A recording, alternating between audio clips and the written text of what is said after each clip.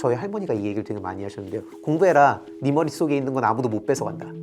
라고 말을 했었거든요. 그게 전 되게 중요하다고 생각하는 게 이걸 다시 프레임을 해보면 인적 자원을 개발하는 거예요. 자기 개발이라는 것이 커리어를 만들어 나가는 게 뭐냐면요. 내 인적 자원을 계속해서 축적하는 거거든요. 재밌는 건 이 인적 자원은 70에도 80이 돼도 쓸 수 있어요. 그래서 나 자신에 대한 투자가 제일 중요하다고 생각을 하고요. 더 중요한 거는 내가 이렇게 나한테 투자를 한다거나 외부에다 투자를 하는 그 인생의 목표가 뭔지에 대해서 좀 고민을 해보셔야 된다고 저는 생각을 해요. 저는 사실 재테크를 돈을 불리는 행위라고 생각을 해요. 근데 돈을 불리려면 돈이 있어야 돼요. 이거는 전제 조건이잖아요. 그러다가 문제는 대부분의 사람들이 돈이 없어요. 그러다 보니까 재테크라는 이 공부 방식 아니면 재테크라는 컨텐츠가 대부분 있는 돈을 굴리는 내용이 아니라요. 없는 돈을 만드는 내용에 포커스가 맞춰져 있거든요. 이건 전 되게 크게 잘못되어 있다라고 생각을 합니다. 왜냐하면 재테크를 한다는 의미가 돈을 빠르게 벌어서 부를 만들겠다라는 의미가 아니에요. 돈이 있는 사람들이 그 돈을 잃지 않고 어떻게 안정적으로 운용하느냐의 문제인데 지금은 그게 아니라 30대에 500억 벌어서 은퇴하자. 그럼 그 500억을 버는 거는 돈을 버는 행위예요. 재테크가 아니라 정확히는. 그 500억을 벌어서 30대에 은퇴하는 거는 원칙적으로 불가능해요. 모든 사람들이 되게 재밌는 게 저희가 어제였어요. 어제 이제 유튜브를 보다가 나온 게 우리 모두 500억 벌어서 은퇴합시다라는 문구가 있더라고요. 전 국민이 500억을 벌어서 은퇴를 하려면 어떻게 하면 되는지 아세요?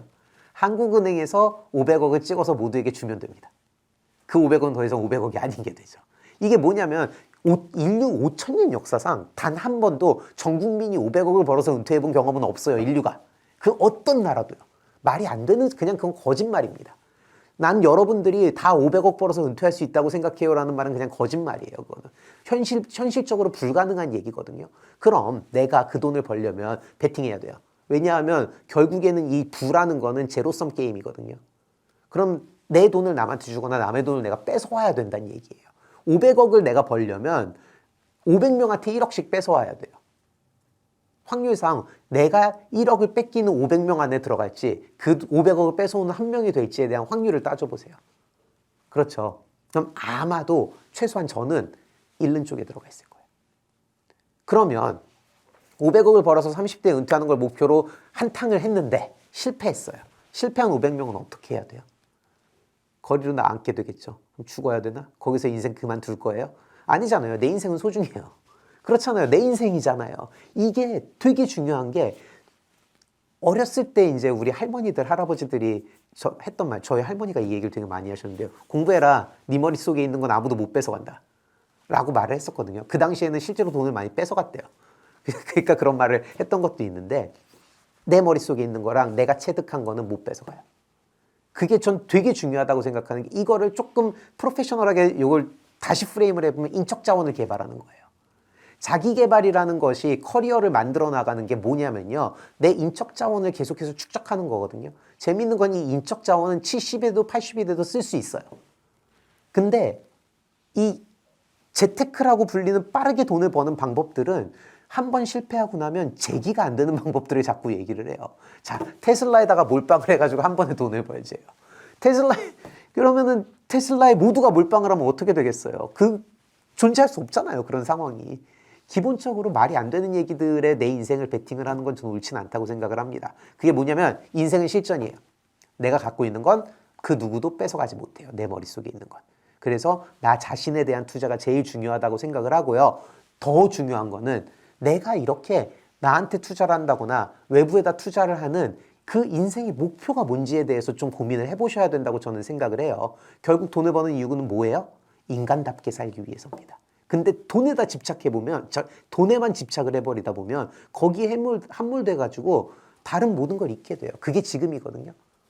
그러다 보니까 내 인생에서 500억을 버는 게 목표였다면 99.9%의 확률로 패배자가 될 확률이 높아요. 근데 500억을 못 벌었다고 패배자인가요? 아니잖아요. 그렇지는 않잖아요. 그게 단지 목표를 돈 버는 것으로 세웠기 때문이고요. 그건 되게 이상한 상황이기 때문에 내 인적 자원에 투자를 하는 측면에서 자기 개발이 저는 더 중요하다라고 생각을 합니다. 저는 상식적으로 이해가 되는 게 제일 중요하다고 생각을 해요. 그게 이제 제가 항상 전 블록체인이랑 뭐 비트코인이랑 이런 것도 많이 보거든요. 근데 되게 많은 이야기를 해요. 그쪽 업계에서도 예를 들면. 근데 듣다 보면 좀 쎄한 것들이 많아요. 그러니까 좀 이상한데? 뭐라고 탁 집어서 얘기하기는 어렵지만 뭔가 이상해 라고 생각하는 말들이 되게 많이 들려오거든요. 근데 꼭 그 업계뿐만이 아니라 요새 뭐 주식을 알려주는 유튜버라든지 아니면 뭐 여러 뭐라고 하나 이 투자하는 유튜버라든지 이런 사람들도 보면은 가만히 듣다 보면 서로 상반된 말들을 하는 경우가 되게 많아요. 근데 우리가 그거를 딱 집어서 요거 잘못된 얘기야라고 찍어내진 못해도 듣다 보면 조금 이상한 것들이 되게 많거든요. 근데 저는 인간의 이 직관이라는 것만큼 정말 대단한 이 분석 알고리즘은 아직 없다고 생각을 해요. 이게 뭐냐면 우리는 사방팔방에서 오는 이 수많은 정보를 실시간으로 스크리닝을 해내고서 필요한 것만 탁탁 찝는 역량이 있단 말이죠. 그게 우리 뇌의 위대함이거든요. 근데 그 어떤 알고리즘도 그렇게 해줄 수 없어요. GPT조차도 지금 보면은 그 정보를 잘 스크리닝 해주는 역할을 하잖아요. 우리만큼 못해요. 그것도. 왜냐면 내가 필요한 건 내가 제일 잘 알거든요. 이게 굉장히 효율적인 분석 알고리즘인데 이 직관적으로 그리고 상식적으로 말이 안 되는 얘기들을 걸러낼 수 있는 게 굉장히 중요하다라고 저는 생각을 하거든요. 그래서 여러분들이 뭔가 이렇게 컨텐츠를 보거나요. 아니면 누군가에게 수업을 듣거나 아니면 누군가의 주장을 듣거나 아니면 누군가 얘기를 하면서 좀 이상하다라는 느낌이 들잖아요. 그럼 이상할 확률이 굉장히 높아요. 앞뒤가 안 맞는 말을 하는 경우에 우리가 이런 위화감이라는 걸 느끼거든요. 그게 우리 촉이라고도 불리고요. 다 직관의 한 종류인데 이게 왜 중요하냐면 내가 완전히 믿고 이게 완전히 맞는 얘기라면 내가 완전히 이해를 해서 납득이 가게 설명할 수 있어요. 예를 들면 1 더하기 1이 2인 거를 우리가 왜 설명을 수많은 예를 들어서 설명할 수 있잖아요. 너무나도 잘 아는 사실이기 때문에. 근데 예를 들면 이건 뭐 기술이 너무 어려워서 아니면 이거는 뭐 내용이 너무 복잡해서 이런 이유들로 내가 사실 당신이 알아듣게 설명은 해줄 수 없지만 내 말을 믿어라. 이게 우리의 미래다. 이런 얘기를 하는 사람들이 있잖아요. 그러면은 사실 저는 그런 말들이 옳을 확률이 굉장히 낮다라고 생각을 합니다. 저도 이제 어려운 책들을 어렸을 때부터 읽었어요. 그리고 그게 왜 그랬냐면 제가 고등학교 때 마키아벨리의 군주론을 읽었거든요. 그게 뭐냐면 허세예요, 허세. 되게 나는 이런 책들도 읽을 수 있어라는 그 허세인데 당연히 이해를 못하죠. 근데 뭐 한비사 같은 거를 막 고등학교 때 읽으려고 그랬었거든요. 근데 어릴 때부터 그런 뭔가 지적 허세에 대한 이 로망이 있던 아이로서 어려운 책들을 갖다 놓고 막 읽으려고 하다 보니까 깨달은 게 뭐냐면요. 모르는 건 넘어가야 돼요. 이해가 안 되는 거를 붙들고 있어야 할 이유가 없는 게 우리 현대사회에 사는 우리는 지식이 엄청나게 방대해요.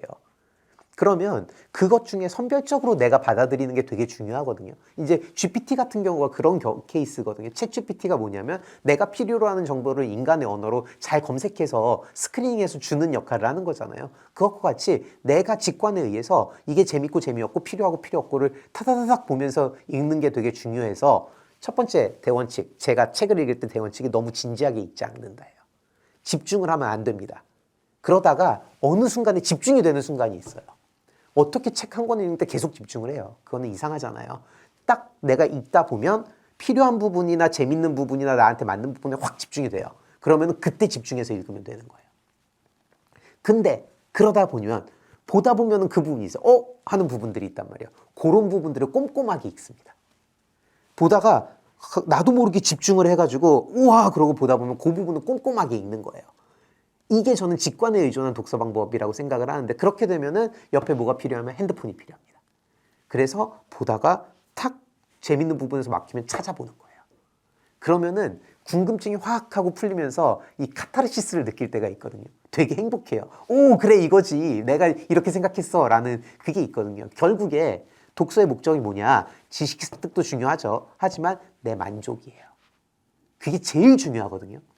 내가 궁금한 걸 찾아보고 내가 별로 알고 싶지 않은 거는 넘어갈 수 있는 선택적 독서가 전 되게 중요하다라고 생각을 하고요. 그러다가 보면 되게 재밌는 게 전 책을 읽을 때 항상 이걸 느끼는 게 앞에서는 별 생각 없이 읽었고 넘어가면서 쭉 읽다가 그러고 앞으로 다시 넘어가요.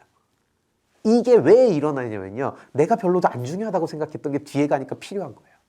그럼 이게 능동적 학습이거든요. 내가 원해서 공부를 하는 게 제일 중요하다고 생각을 합니다. 저요. 저는 참 이게 애매한데요. 저는 일단 교수로서는 제가 원하는 공부를 하는 거를 원해요. 그리고 많은 학생들을 가르쳐서 이 아이들이 취직을 잘하는 것도 좋겠지만 물론 취직보다도 좀 세상을 이렇게 살아가는 데 있어서 도움이 됐으면 좋겠다라는 생각을 하거든요. 이 학생들은 결국에 학점을 받으려고 내 수업을 듣는 건 맞지만 그래도 내 수업을 듣고 나서 좀 세상을 대하는 자세가 좀 바뀌었으면이라고 생각을 하는 게 있고요. 경제학자로서는 좀 많은 사람들이랑 소통을 하고 싶습니다. 그리고 많은 사람들이 좀 경제학에 관심을 가져줬으면 하는 게 이게 돈 버는 거랑은 좀 달라요. 예를 들어 제가 아까도 말씀드렸지만 돈 버는데 정말 중요한 정보가 있으면 남한테 안 줘요라는 거랑 반대의 맥락으로 이게 이렇게 재밌는 게 있는데 나만 아는 게 너무 억울한 거인 거거든요. 사실 전 경제학이 되게 재밌거든요. 근데 이렇게 재밌는 거를 좀 다른 사람들도 재밌게 들어줬으면 좋겠다라는 생각이 있습니다. 그래서 좀 이렇게 많은 분들이 경제학에 관심을 가지고 경제학적인 관점에서 세상을 바라볼 수 있으면 만족할 것 같습니다. 제가 어릴 때 저희 할머니가 저한테 그러셨어요. 네 머릿속에 있는 건 아무도 뺏어가지 못한다 라고 말씀을 해주셨거든요. 근데 전 그게 되게 중요하다고 생각을 해요. 이 계속해서 급변하는 이 상황에서 현대사회가 너무 빠르게 변하고 있거든요. 어제 내가 배웠던 거나 어제 내가 생각했던 게 오늘 적용이 안 될 확률이 되게 높아요. 그럴 때는 특히나 더 기본에 충실한 게 중요하다고 생각을 합니다. 그러다가 보니까는 조금 더 근본적인 고민들을 많이 해보시면서 상황에 대해서 유연하게 대처할 수 있는 능력을 키우기 위한 자기개발이 굉장히 중요하지 않을까라고 생각을 합니다.